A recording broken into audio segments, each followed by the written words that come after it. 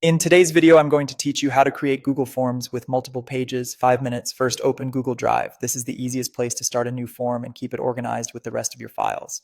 In the top left, click New, then choose Google Forms and select Blank Form. A fresh form opens in a new tab so you can build from scratch. Give your form a clear name at the top. Naming early keeps things tidy, especially if you create more than one version. Now add your first question.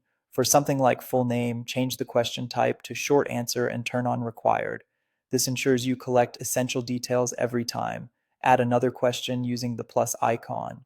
Type your question, switch the type to multiple choice, and enter your answer options. Make it required if the response is critical. Multiple choice works well for single selections and will be useful for branching to different pages. To make your form multi-page, add sections. In Google Forms, sections act as pages.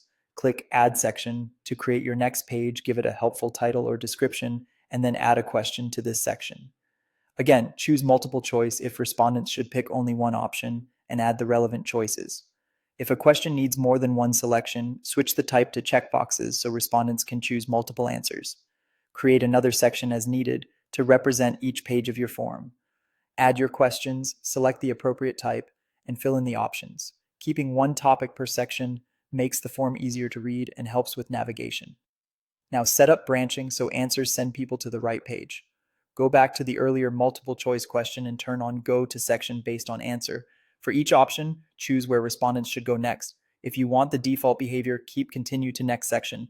Otherwise, route each option to a specific section you created. Take a moment to review these routes so no one hits a dead end or loops back unintentionally. When you're done, publish or send your form using the share controls and click Preview to test it. Walk through the form as a respondent would, checking that required questions work and that each answer leads to the correct section. Adjust any section titles or routing if something feels unclear. With that, you've built a clean multi-page Google form that guides people smoothly from start to finish.